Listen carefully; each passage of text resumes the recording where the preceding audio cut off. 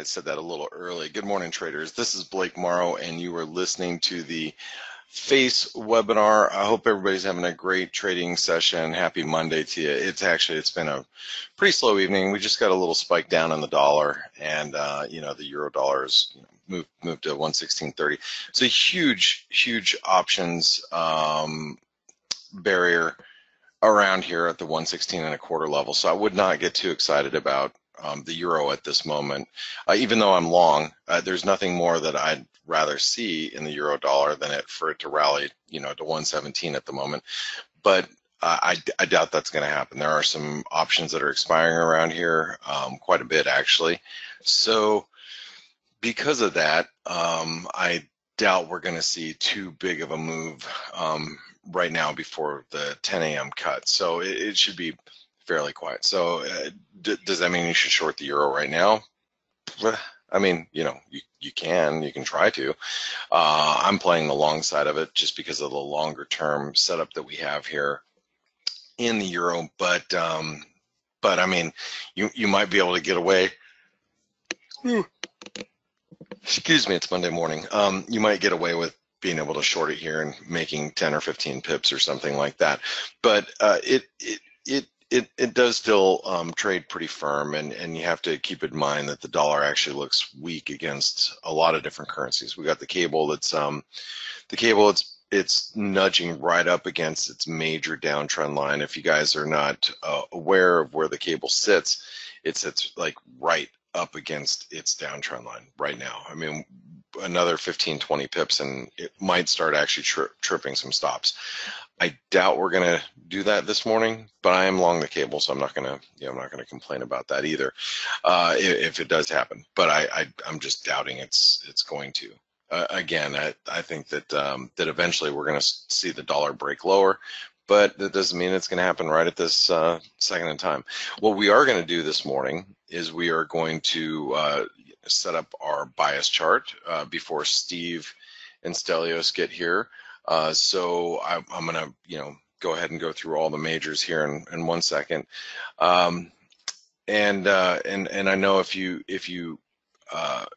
did not listen to the week ahead video this weekend, I'll just reiterate for those of you that I'm sure everybody's aware by now, but in the United States we lost a really great American. Senator John McCain had passed away from his finally lost his long battle with brain cancer, and it was tough for us in Arizona because he was where I live. He is our state senator for so many years, and truly an American hero. He was a prisoner of war in Vietnam. He had refused his release until all the other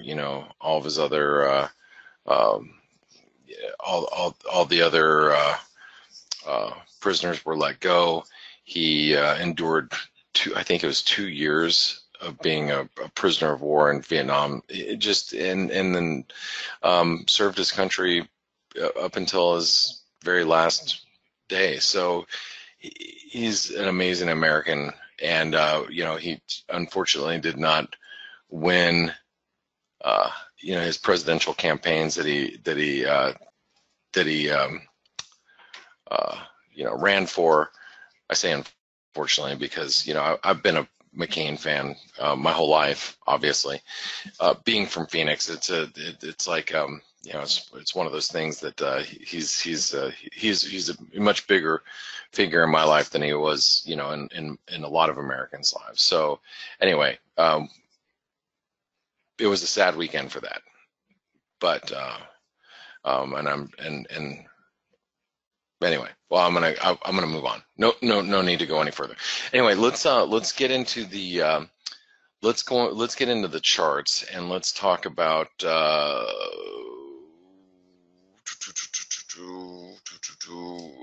everything that's happening here. And there's no economic data. Forex Gal asked if there's any economic data today.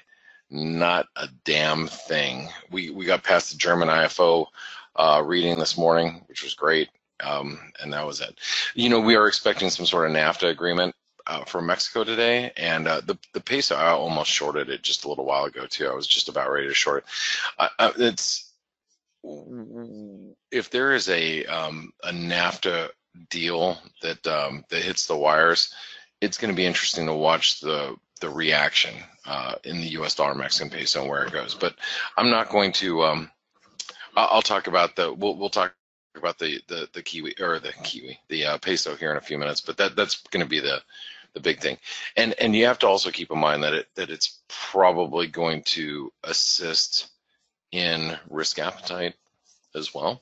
So stocks may continue to rally as a result of us putting together some sort of NAFTA agreement. So, okay, let's talk about the euro, and let's discuss first and foremost, we have spike highs. Spike highs that come in at 116.50, but I don't think the spike highs are actually that important. Because I think we can get above them. What's going to be really important is this resistance right here. Do you see this triangle resistance, previous triangle resistance? That is going to be significant in my opinion. That this is the price that if we break above, that's when things get bullish in the euro dollar. But we can extend our gains in the euro. We might extend them to 116.70. I think that's going to be pretty key. And that's what I really care about. I don't care about the spike highs overnight. What I think is likely to happen, and I'm just gonna. And again, I'm speaking to you guys as being long the euro. You know, I am long the euro since Friday. So I'm not, talking my book here. I'm trying to give you guys an explanation of what I think is going to happen. And just because if I think this is going to happen, it doesn't mean I'm going to sell mine either today.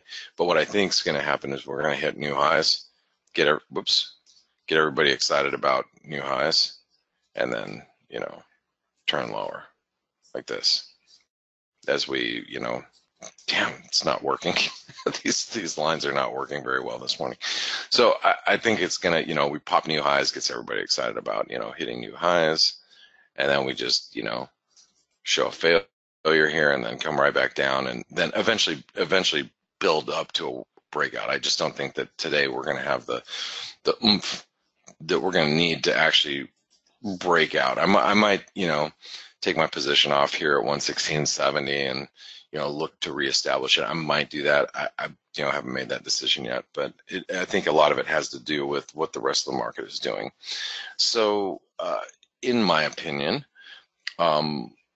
what is important for the euro dollar as far as for it to hold is going to have to be above the 115.75 level, which, by the way, this is a flag pattern. Okay, we have a flag pattern that's playing right now. So if you can clone that, put that like this, okay. We have a flag pattern that's moving higher, right? Okay, so as long as we can stay above the breakout point, I'm really not worried about it. So by the time we get back down there, if we do, that's going to take us to about 115.70. So I think that's going to be support somewhere around there. Okay. We do have a bullish bias right now because I know we're up against really big resistance here, okay, but also because we have this bull flag that's playing, so I'm giving it a bullish bias. Now we do also have this big inverted head and shoulder pattern, big. Here, let's get rid of this one. We don't need that right now. We can delete that to avoid confusion. Okay. So we have this big inverted head and shoulder pattern, which, this is going to squeeze the hell out of the market. I mean, you imagine that everybody's short the euro dollar, long dollars right now. Man, they can get the crap squeezed out of them today. We start, maybe not today, maybe, this week, we start squeezing above 117, and, it's we can really extend our this move up to the 119.50 level. Okay, so anyway, there's the euro. Pound.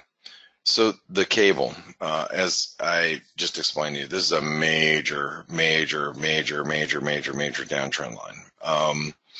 It all comes in right around here. You know, I was looking at 128.80, but really the spike high here is probably significant. It is 128.80, isn't it? So that's significant, right? 1.2880. That is significant as resistance, and we are not bullish yet. I know, I'm long. I've explained that to you guys. I am long, but you know what? Actually, I'm going to change that. That's going to go to range. All right. Man, these lines and these charts are really not working well. I don't know why. I don't know what's up with them today. We're really in a triangle formation, so I actually should put that as neutral right now. Okay. But we break above 128.80, it's going. Now, support is going to be at 128.30. It's going to be the overnight lows. Okay. And that's it. I'm expecting the cable to break higher. Whether today or tomorrow or something, I'm expecting to break higher. So, hey, risk appetite is strong too. As long as stocks stay strong, the dollar has got no real reason to rally at this point. Oh, I'll have Steve take a look at it, but take a look at the euro yen. You know, just take a quick glance over there. I mean, the euro yen looks like it's going higher. You know, it's going to drag up the base currencies here. All right, let's take a look at the Aussie. Now, the Aussie is underperforming, as I expect it to. That doesn't mean we can rally. I'm going to say it's going to underperform. So yeah, I am long pound Aussie and euro Aussie, just so you guys know. Why? Because I think if the euro pops to 119, the Aussie might make it to 74 cents. Well, if you take the Aussie, it's to 74 cents, which is, you know, maybe let's say roughly 80 to 100 pips higher from where we're currently at. But the euro goes up to 119, which is 300 some odd pips higher, or 250, 300 pips. Imagine what the euro Aussie does, right?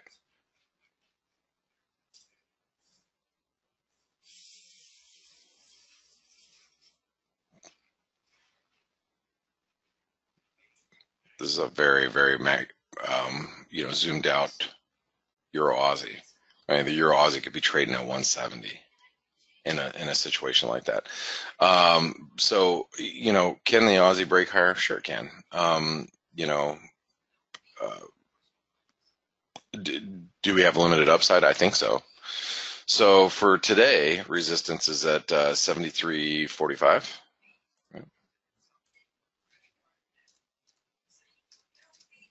Support for the Aussie. This whole area right here, oops, I was wanting this whole area right through here is all big support. But, you know, we can write down the support for right now as being 72.90, but really support is going to be 72.50. I'm just going to write down 72.50.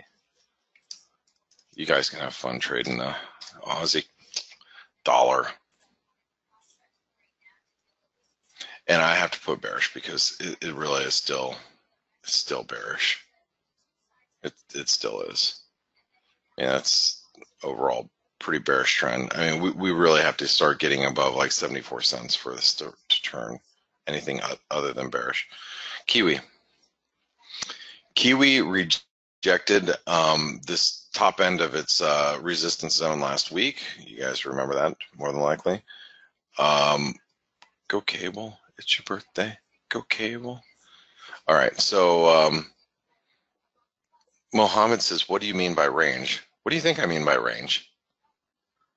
You tell me what you think I mean by range. I want you to answer that question, Mohammed. You tell me. What do you think I mean by range? If something's in a range, what do you think?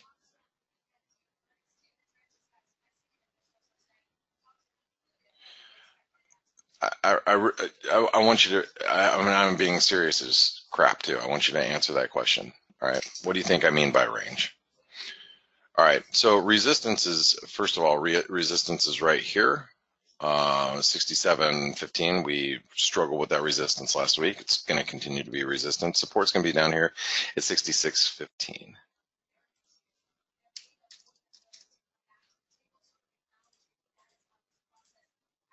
67.20, right? Right. Resistance is between two values, right? Or excuse me, range is between two values. So if something is range trading, okay, if something is playing in a range, all right, let me grab my pen here. If something's in a range, we see this in a, oh, shoot, that's not what I want to get. Where the fudge sickle is my pen? Here it is. Okay, so if something's in a range, bam, bam, bam, bam, bam. What should you do with it? Okay, be respectful of the range. It gets to the top end of the range, you short it. It gets to the bottom end of the range, you buy it. It gets to the top end of the range, you short it. You know what I mean?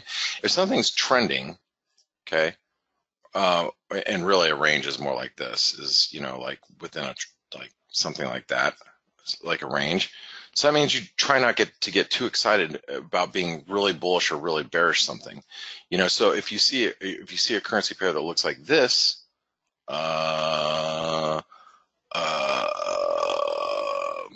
okay, and you're like, okay, it turned bullish, then really what you should be doing is focusing on the buy side of the euro. Like, oh man, it looks bullish. Okay, great. So it's had this bullish reversal. I give you all the reasons why it's bullish. Now I just want to buy dips instead of like trading it as a range and trying to short it at the highs and buy it at the lows and short it at the highs and buy it at the lows. I only want to be buying it down here at the high or at the lows, looking for it to rally.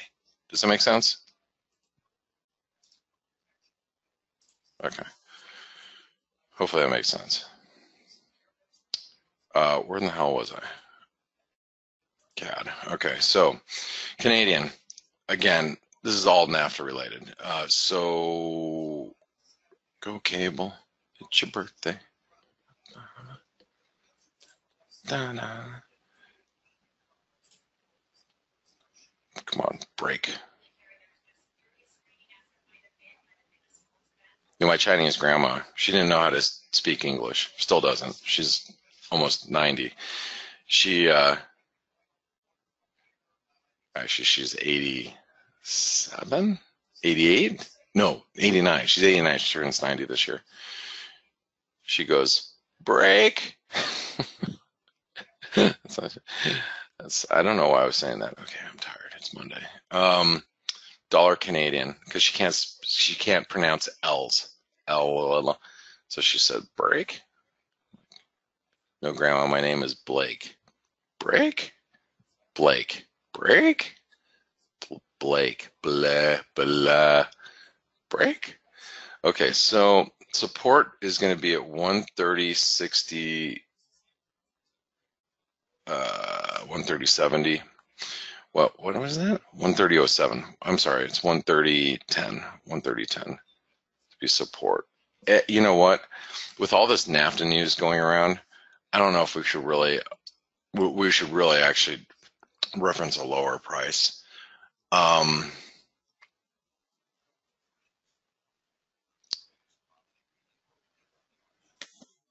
We should really just note this low here, 129.85.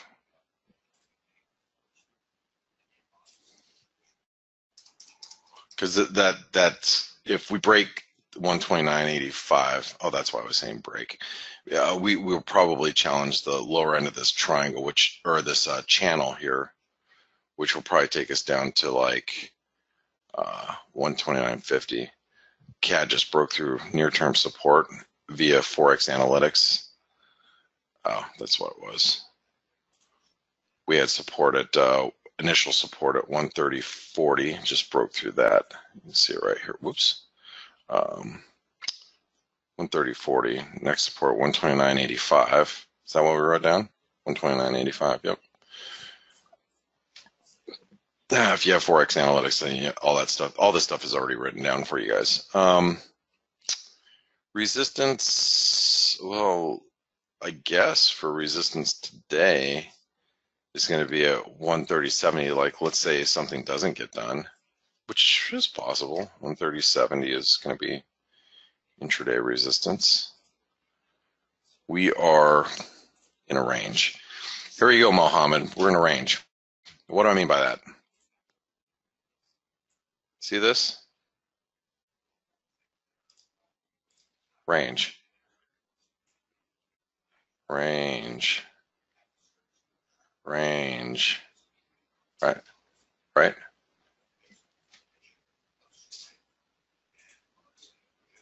Okay. Swissy. It's a bearish breakdown. Through this wedge, it projects to eventually 96.70. We rejected previous support, acted as current resistance last week, so now 98.10 is support.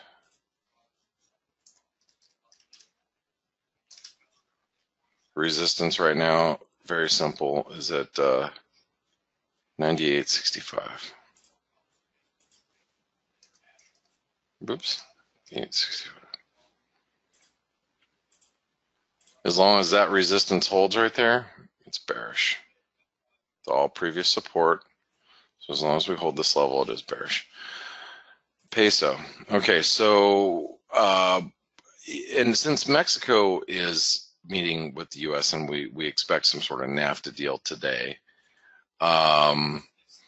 then the peso could very easily break through this channel. This is previous channel. Now, if something doesn't get done today, we're going to do this. You guys know if something doesn't get done, we're going to go whoop. We're going to do that.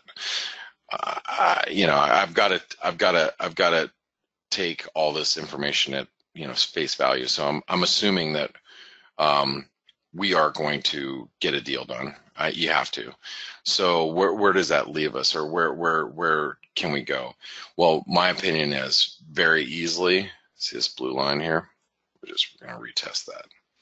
This is going to be the enchilada, pun intended. Get it?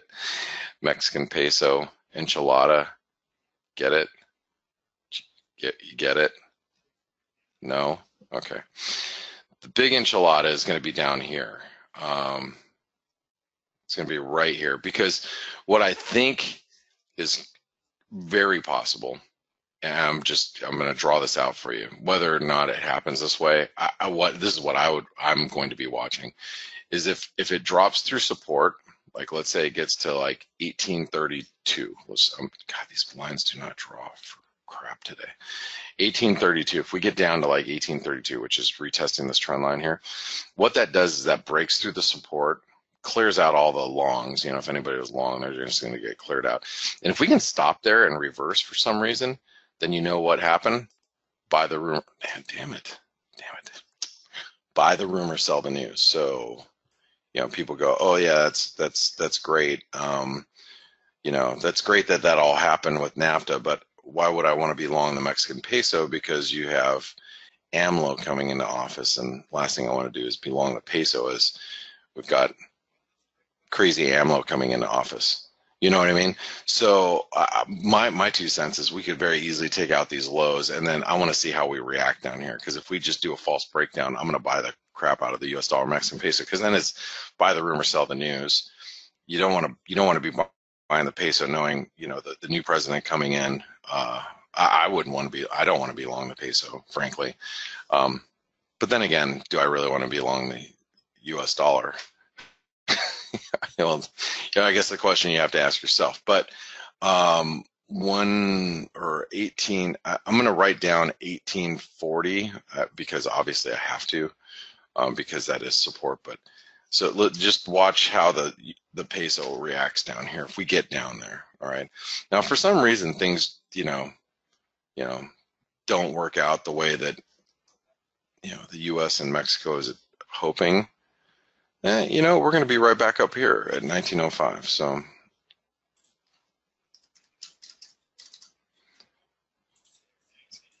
the big enchilada, the big enchilada. I have to keep it at range. I mean, I do.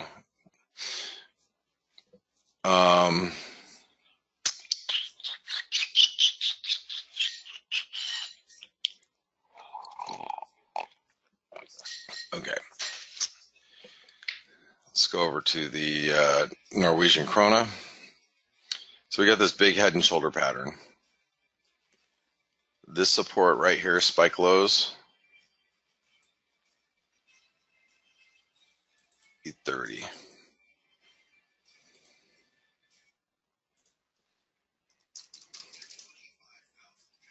Oops.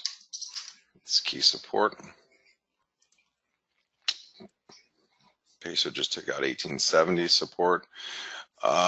Resistance right now is 839, 840. So basically 840.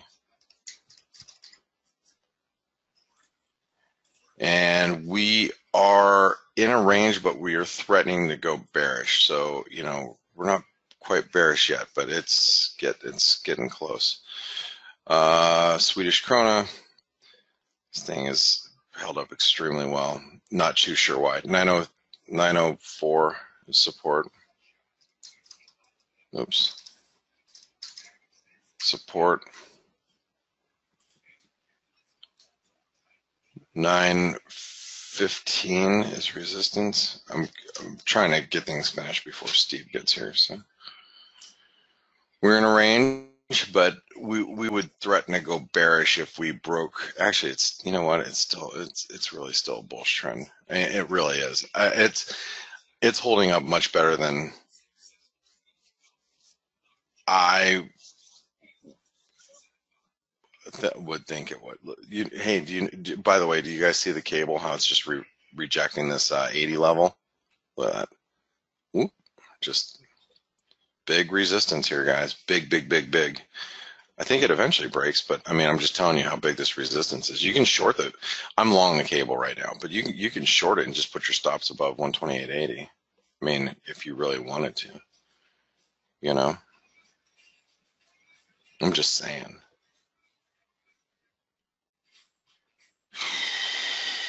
I'm almost wondering if I should.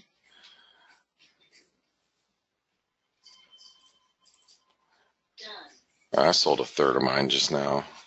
You know, above 128.80, and I'll just buy more. Know what I mean? Okay. Anyway, sorry, where were we? Swedish krona. You know, I was saying it's really. I mean, you could arguably put it's bullish, but I'm going to keep it at range just because the dollar looks vulnerable. Dollar index. Okay, so the dollar index, we just slumped basically to support. You guys all know this is the neckline of the head and shoulder pattern. So support is at, I know you want to write down 95, but we're going to write down 94.90. Okay. 94.90. That is support. By the way, sorry, below that comes in at 94.80, which is that's that big trend line that we talked about last week. All right, so I also need to write down 94.80. There's also support. Resistance is really 95.30, but it could take us all the way back up to 95.40. So, I mean, I'll write down 95.40. And we have a bear flag pattern. This is a bear flag pattern. I mean, I know it's also a big head and shoulder pattern too, but it's bearish right now. It gets really bearish below this trend line. So just as long as you guys all know that. Last but not least, for the bias chart, here's the dollar yen. Resistance is at 111.50. Support is going to be retest of this trend line here, I think, which will be probably about 50% retracement of this whole move. So that comes in at 110.60. So 110.60, resistance 111, whoops, 111.40, 40, right? 40, 48, 50. So, all right, 50, 50, and this should be a range. Okay, so there's your bias chart. It is finished. It's finished. Okay, Steve?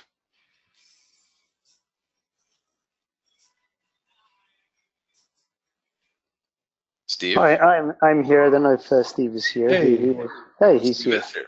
Stelios is here. Hey guys. Hello. oh, we're both here. Good morning. How you guys doing? Good, mate. How have you been? Very well. Good. Just you know, watching everything just kind of trade up to the upper and lower ends of its like ranges. I just don't know if everything's gonna break today. I'd like to believe everything's gonna break out, but I don't know if everything's gonna break out. So We don't have a catalyst yet. That's the only sure thing. And no. as you said, no news today. So, it remains to be seen. The only certain thing is that we're seeing what appears to be another, push at low volumes higher in stocks. That seems to be the theme of the day so far. Yeah, and well, it is, and again, give me a reason to sell stocks right now. I mean, I can give you all the reasons why I would want to sell stocks now, but for today, like why would stocks go Yeah, down? exactly. In the short term, there seems to be no reason. No, Yeah. I mean, this NAFTA agreement is probably going to get done today, or at least part of it, or at least, Mexico and the U.S. are going to agree to something. And yes, we got to get, Canada on board, but, stocks are going to enjoy the fact that we're making progress there. So, and it's slow, and you're right, it's low volume. No reason to be selling. Forex Gal wanted to know about the S&P. I thought I'd leave that for you. Sure, absolutely. And I think there's other crosses that are moving that you probably want to take a look at as well. So it's a slow summer day, but whether or not we actually get these currencies really breaking higher or lower, it's to be seen. So. Very true, very true. And as we said, it might not happen today, right? No, it more than likely won't. But then again, it's always those days that you're like, okay, we have nothing happening today, and then this is the day that it ends up breaking out, and we go, wow, how'd that happen?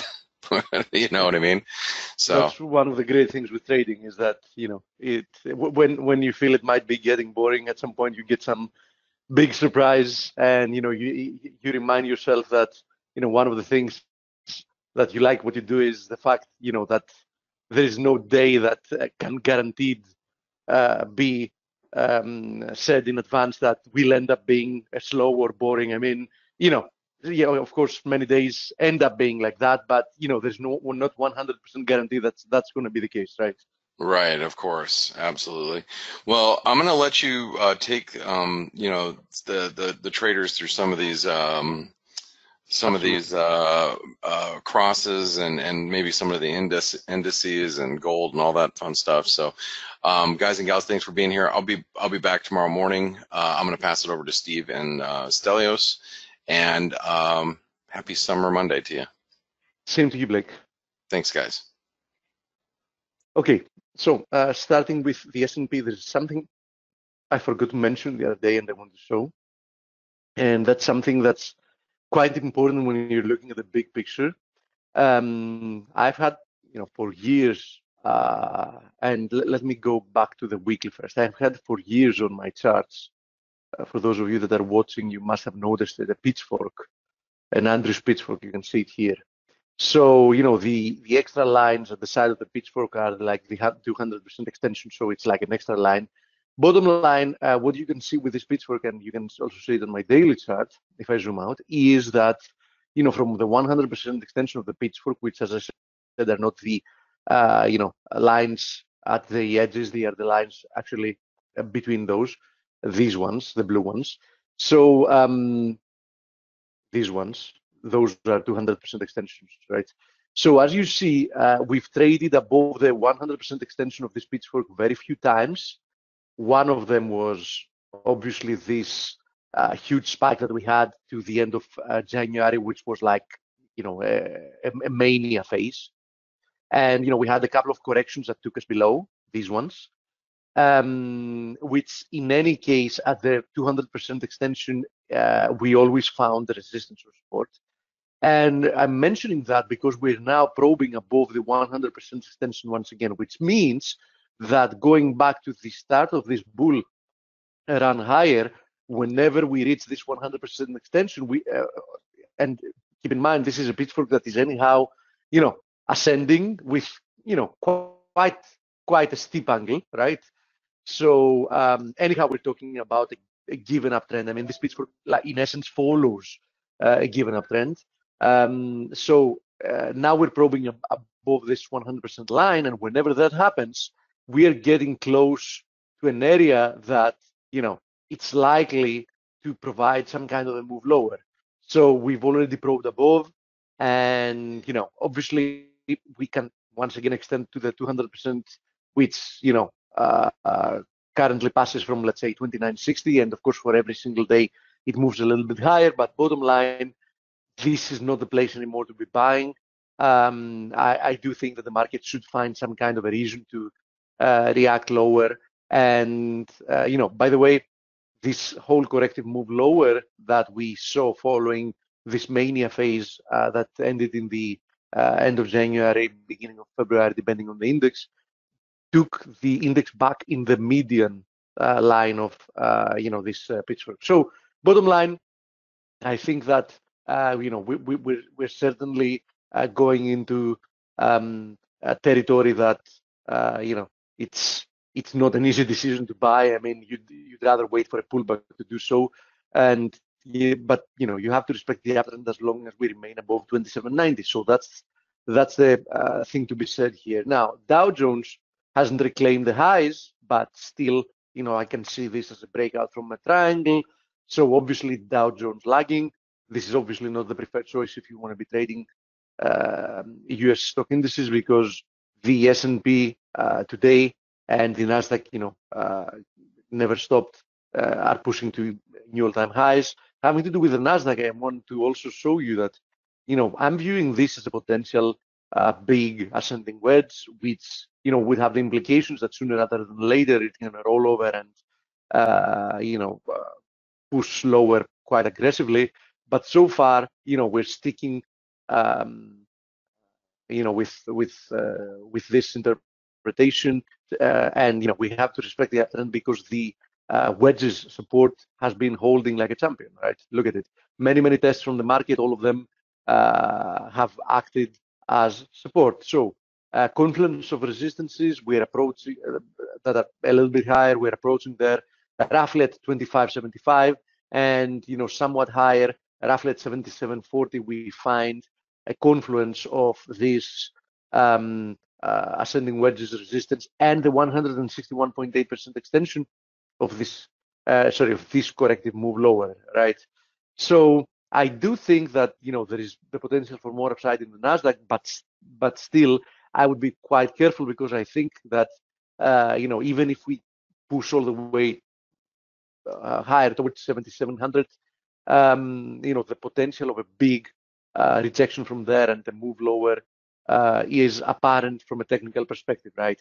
In the short term, though, you can view this, let me draw it, there it is, as a flat top triangle breaking out, which should bring more upside. So in the short term, Nasdaq remains quite bullish. This is a breakout from a bullish formation, but looking at the bigger formation, this is likely an ascending wedge. So I would be very, very careful if we start pushing higher, because I think there's going to be a limit to that. I fail to see as an easy task for the index to reach this trend line resistance and just accelerate through it and break it. I mean, it wouldn't be unheard of. I mean, this is, in fact, this is a bull trend that if you zoom out, you can see that over time, it actually accelerated, right? So there you go. So just look at this. The rate of acceleration became more aggressive. That's why I think that, we are at the last phases of this bull run. That doesn't mean that it can go on for a few more months or whatever, right? So I'm not advocating that you should be selling in the short term, but what I'm saying is that I think that the easy money to be made on the upside, have been made, and the next big move is lower. Until that happens, though, a continuation of a slow drift higher, or even an explosion at the end of this bull run are, likely scenarios. Now, one more, the IWM, and then I'm going to go to some of the European indices, and then we can go to FX. IWM, I had been talking about this triangle. We broke higher, which makes sense because that's usually what happens with triangles. They break in the direction of the trend. We're now testing the 161.8% extension of the corrective move lower that we saw starting in the end of January, when we saw those sharp moves lower in the vast majority of the indices. So this is quite a nice and interesting area, but I think that a more interesting area is somewhat higher from there, where the red ascending channel resistance and the blue ascending channel resistance, let me zoom out so you can see it, are converging. So you can see this blue ascending channel, which we ended up breaking lower from in January 2016, actually late 2015, and then we reclaimed the uptrend. We caught up, we went back in this blue channel, but this time trading within this red channel, and those two channels, the resistances, are converging and are actually going to be confluencing sooner rather than later, at some point, let's say in the middle of September. Okay, so I would be, I'm very interested to see, what kind of a reaction the market can have from there, because I also see, from a technical perspective, the potential for a sharp move lower. So as you see, all three indices that we went over, they still look bullish in the short term. There's no question about it. I mean, there are no bearish reversal signals at any of those, but all three of them, S&P, due to the pitchfork that we saw, NASDAQ, due to the bigger ascending wedge, and the IWM, due to this confluence of channel resistances. And as you've seen, very important channels. I mean, that date back a long time, and the market has been respecting them. All of them are showing the potential of of a sharp move lower in the indices. So in the short term, I think that we can stay well bid, but I wouldn't be holding to those positions if you have them for much longer. Not at least if I see some kind of a sharp reaction from these areas, which there is a good chance that these indices are going to be approaching these key areas of resistance at the same time. So that's going to be even more interesting to watch. Now, having to do with the DAX, potentially this is a very nice triangle here in the DAX. You can see it here. This ascending trend line support has been very critical to the trend since the beginning of 2016. Actually, we saw a false break lower a few days ago, but it was like for a couple of days. So I do think that a move below 12,100, which was the previous low here, or above 12,900, are going to indicate where the next big move for the index is going to be. Until then, I'm viewing this more or less as a a range of some kind. It's either a range or a triangle, as I said. So I wouldn't really be aggressively buying or selling, especially the more we approach the middle of this triangle, which is roughly at 12,600, which is also horizontal support resistance area. So I think we have to be more patient, having to do with the DAX and having to do with the FTSE I'm still viewing this as a corrective move, considering the prior V-shaped recovery and the very aggressive nature of the uptrend. And given the fact that, since we topped out in May, we've seen price action being very choppy, very overlapping. I don't know if this is going to end up being a flat bottom triangle. It might end up, being something different. So, for example, like a descending channel. Depends. I mean, there is still a chance that we're going to see something like this. Okay, so we might even push lower. But one thing is for sure, I would maintain a bullish bias. And I would be very interested once we see a breakout from this descending trend line resistance. Okay, so I think the FTSE eventually one of the most promising indices for a bullish breakout. But obviously we're not there yet. Now the Nikkei, and then I'm going to go to FX. Nikkei, two likely interpretations here to begin with. This ascending trend line support is very important to the market. You can see this. I mean, it's been holding the market since summer 2016, so it's already 2 years. So one thing is for sure, as long as we're holding above it, you have no reason to be bearish. And on the other hand, this looks like a triangle to me, or you want to see it as a range, fine, a range. In case of a range, you want to be on the safe side. Resistance is at 23,000. If you want to look at it as a triangle, resistance is a little bit lower. We're actually almost getting there. I think that it's going to be very hard for the market not to accelerate higher once we break above, or if we break above 23,000. So I think a break above 23,000 is going to be a bullish development and should yield follow through for at least another push towards the previous high above 24,000. Okay. So I think that covers all the indices. It was a good opportunity having a look at them since FX hasn't moved much since Friday. Now let me go fast over the metals. I think that gold has already made a first very important step for a bigger recovery higher. The second one it needs to make is break this 1206 previous support, current resistance, horizontal resistance area.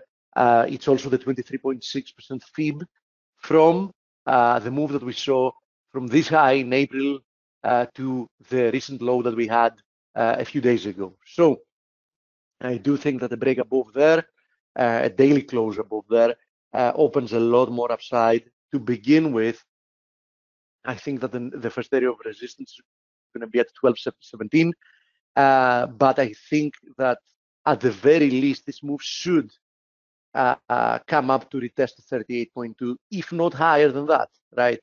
So I think that once we confirm this daily close above 1206, I think that 1238 should come sooner rather than later.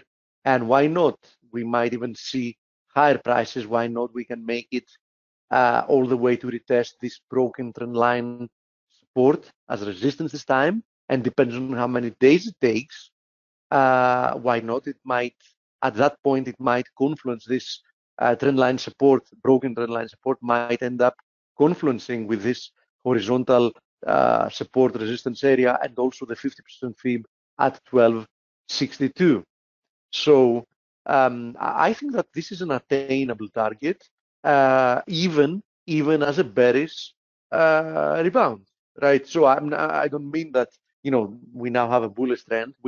Gold needs to do a lot to convince that this is anything more than a bearish rebound. But even if that's the case, as I said, there are still several dollars on the upside for somebody to look to make.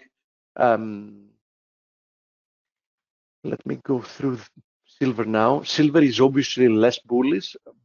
The first reason is that it hasn't broken above the equivalent channel. So it's getting there, but it hasn't done so yet. And even if it does, the first area of resistance is going to be at 1516. I do think that between the two of them, gold looks better positioned for a recovery. So I think that if I had to buy one of them, and I'm actually contemplating buying gold, it's going to obviously be gold. I already said it. So gold looks, as the preferred instrument to look for a rebound. Now, I know a lot of people are asking about copper. Let me say here that first of all, for copper to start looking more bullish, it has to pass through this horizontal support resistance area at 273. Let's say we're getting there.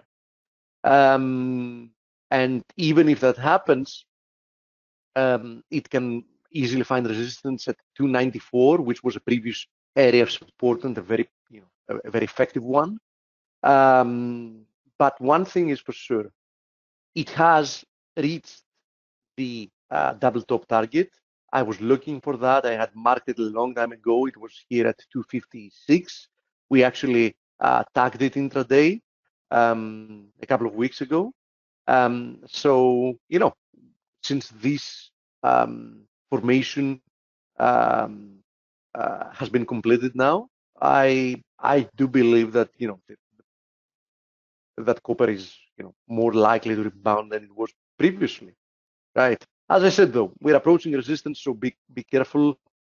We still need to respect this sharp move lower that we had. Perhaps we get rejected once again from here. If that's the case, the next area of support is down at 245. You can see it here if I zoom out, quite an interesting area of support resistance. So approaching resistance here, if we break above there, then things become more complicated because we are definitely entering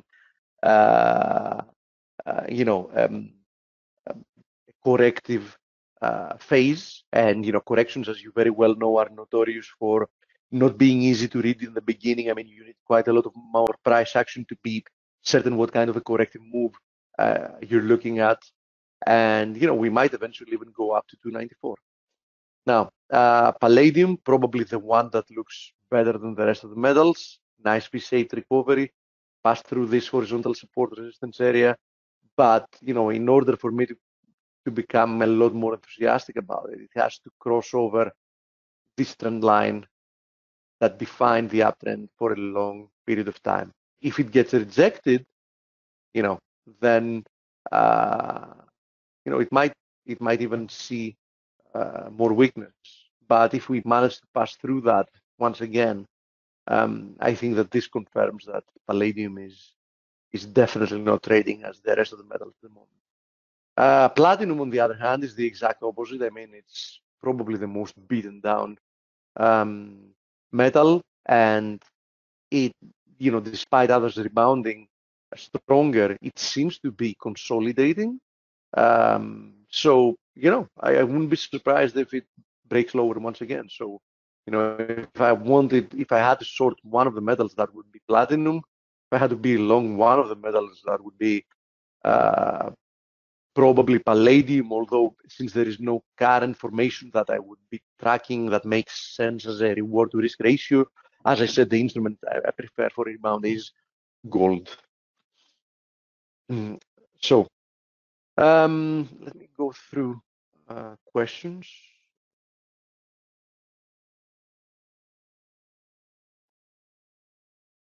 My pleasure.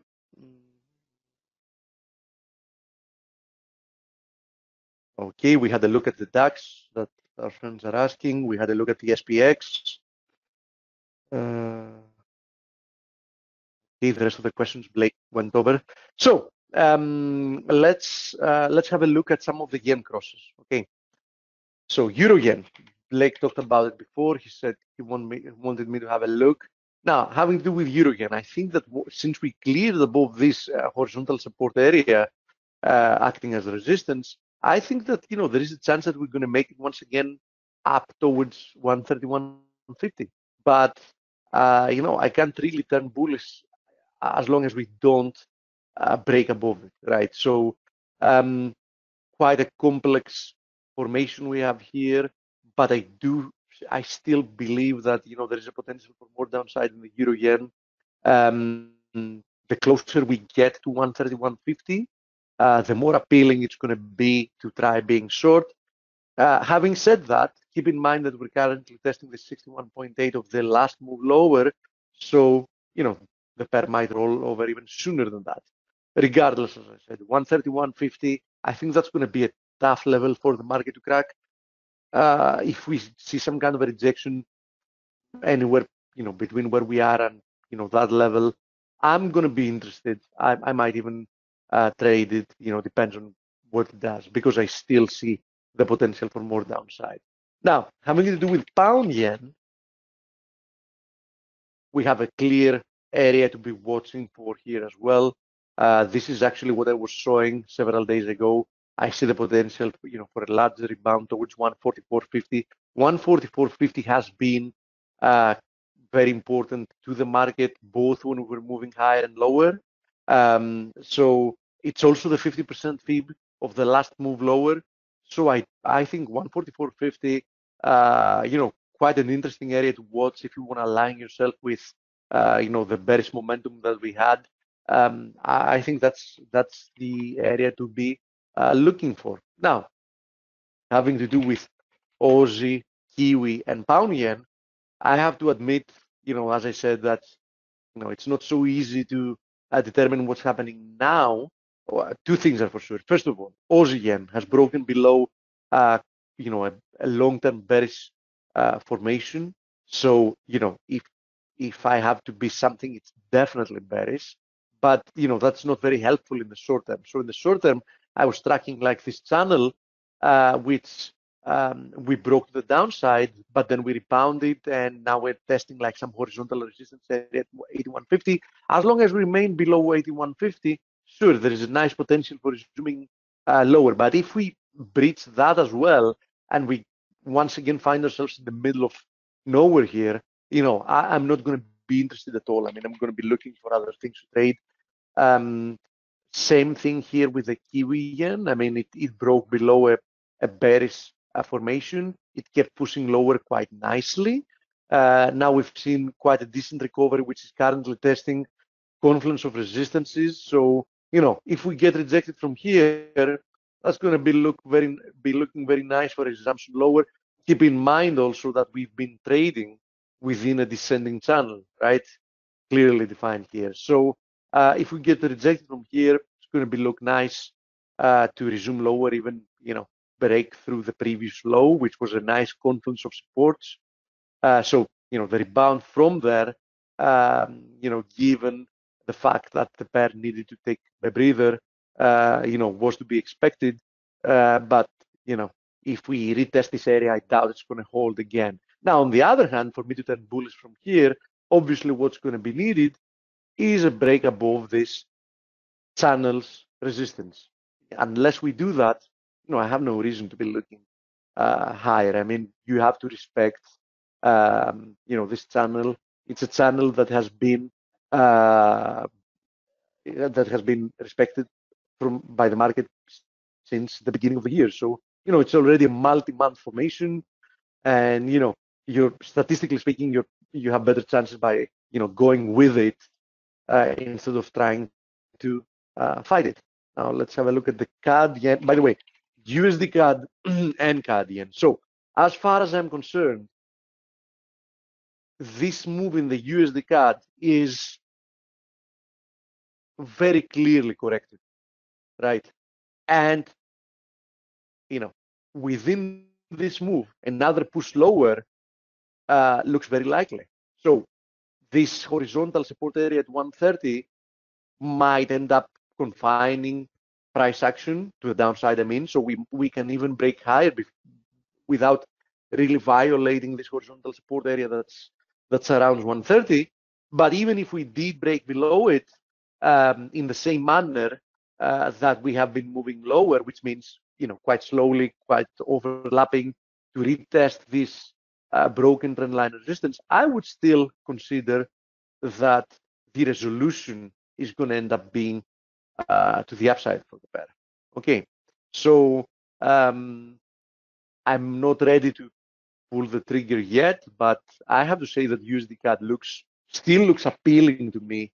I traded it successfully to the downside, but I would really be fine in trying to trade it to the upside as well. I mean, the upside seems to be in the medium to long term the direction in which it's moving.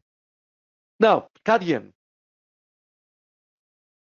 you know, it looks clearly as a triangle, but in this case, nobody can exclude the possibility that this will end up being some kind of a channel, something like that, right? So for the time being, I see a triangle, and triangles have the tendency of breaking in the direction of the trend. And the last move lower that we had in the CAD yen looks clearly impulsive. You can see it. You don't even have to be an Elliott wave expert. 1, 2, 3, 4, 5. 5-wave move, right? Lower. So is this going to be an ABC? Is this going to be a triangle, an A, B, C, D, E, whatever? Sure. So bottom line, I expect this to be resolved to the downside, but I'm not 100% sure from which area that new move to the downside is going to begin. It's either going to begin, from here, or it's going to begin from there. In any case, though, absolute confirmation you're going to have once we clear this ascending trend line support. Then you will confirm that another move to the downside has definitely begun. Obviously, if that move ends up beginning from there, you will have already lost part of that move lower, but it should still have enough. So it depends on if you want to play it safe, if you want to be a little bit aggressive with, pursuing being short, how you want to handle this, if you want to be looking for the triangle or perhaps another rebound higher. But I do think that the interpretations are two, and the chances that one or the other are going to play out are extremely high. And I remind you that both interpretations are bearish. Okay, so I think quite clear in which direction it's going to resume once it does. There is a question about crude. Now, I'm torn about crude. By the way, the rest half of my position was also stopped out at profit because I had moved, of course, my my stop in my profit. I was short for a long time. I was hoping that I would make a little bit more to the other half of my position, but it doesn't matter anymore. Perhaps I shouldn't have been so much aggressive with my other half. The 200 DMA test ended up being enough, to begin with, because we don't know what kind of a move this is going to end up being. But one thing is for sure, 200 DMA held like a champ. We had first broken falsely, which could, it's too soon to tell if it was a false break, below this ascending trend line support. It was channel resistance. It started once we broke above the channel, it started acting as support. So there is even the chance that a new leg higher has begun, a leg that can actually lead to new highs. I wouldn't be jumping the gun, though, because for me to feel more confident about it, I would need to see a break above 70. Because if we do see a rejection from 70, like this one that I've drawn here, then perhaps this is a proof that the move lower is more complicated, and corrective moves often are complicated. That's a tricky part with them. So for me, bull bear line at the moment 70. So for those of you that are listening to the webinar, you know that I'm bullish crude. And you also know that I was actively looking to be short, and I was successfully short because I believe that the correction was coming. I also had a pattern in play for that. But I'm not sure yet if this corrective move lower is already done. It might be. It might be. I need to see a break above 70 to feel that that's the case. Until then, I'm just skeptical. I want to see more price action to be 100% sure. There's no question, though. 70 key level it's going to be very hard for me to be looking for more downside if we break above it. And since my long-term bias is higher, that's going to be enough for me to turn higher. Now, let me see. We have more. Can you? Yeah, that's a good question. Let's have a look at the treasuries. Let's have a look at the bonds. Obviously, very important to the market.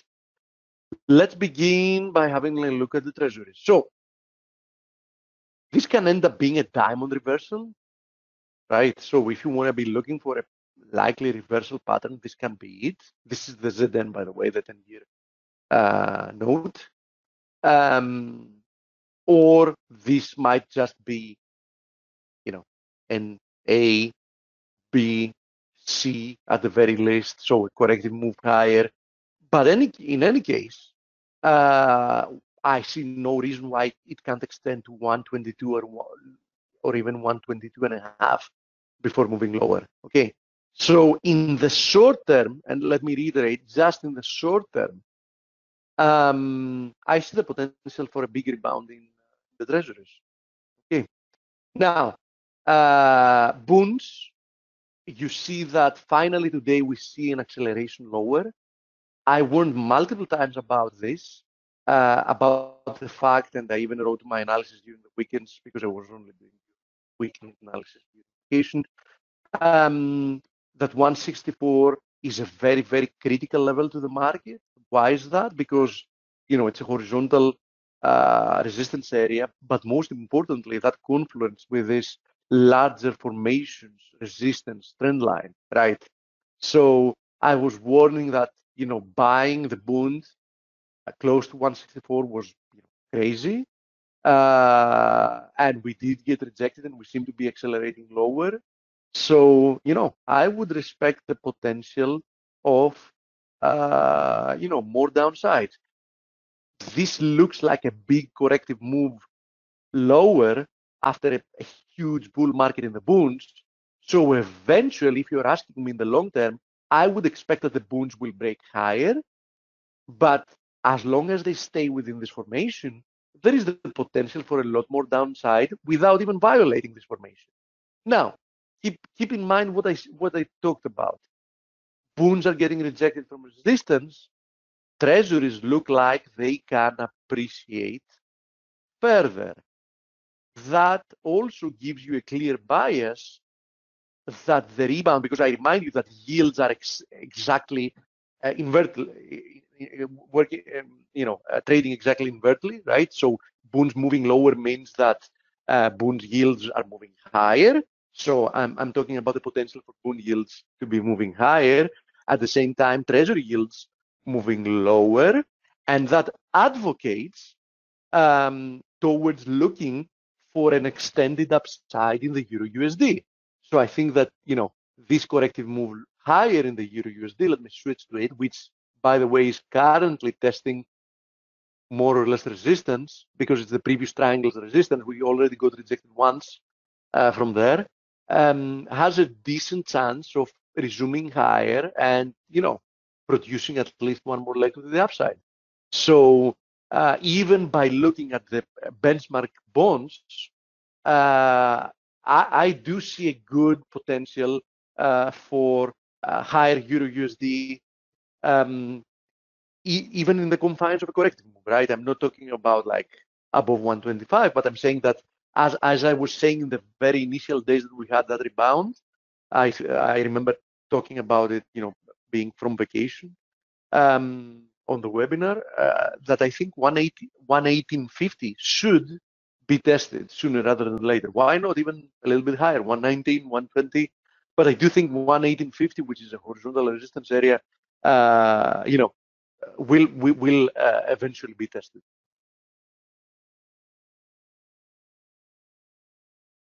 There's a question about Euro USD and Aussie. I just covered Euro USD without even seeing your question prior to that. Let me briefly talk about Aussie and then we can call it a day. I remind you that Dale is going to be with us. Dale, and that means also our interviews are coming back following this week. So Dale was on vacation prior week and this one. Now, what I think about the Aussie, I think, two are my thoughts on the Aussie. thought number one, quite well-defined downtrend. So I have to respect the downside. We got rejected in the last rebound. We got rejected from this triangle's resistance, support acting as resistance. So I have to respect the potential for more downside. But on the other hand, I can't help noticing that the downside momentum has stalled. So I see a mature move lower, a fatigued trend in the short term, at least fatigue, which has the potential of producing more downside, but I don't think I would be looking to sell that late in this trend. I would rather see a big rebound first and then do that. Bottom line, respect the trend, as long as we don't have something that violates it. In my opinion, 75 cents area is the area that defines the downtrend trend at the moment. As long as we trade below 75 cents, very hard to advocate for being long. But on the other hand, as I said, I wouldn't be selling that late into this move, right? So if I had no position, I would stay without having a position. So thank you all very much. Telio, anything to add from your side, mate? Not really, no. There've been very little developments only NAFTA, really, so, or potentially NAFTA. So I have absolutely nothing to add. I'm sorry, I'm useless today. Don't worry, it's slow market. Welcome back, my friend. Thank you. So have a lovely day, everybody. We're going to be, on the chat room, and see you all tomorrow.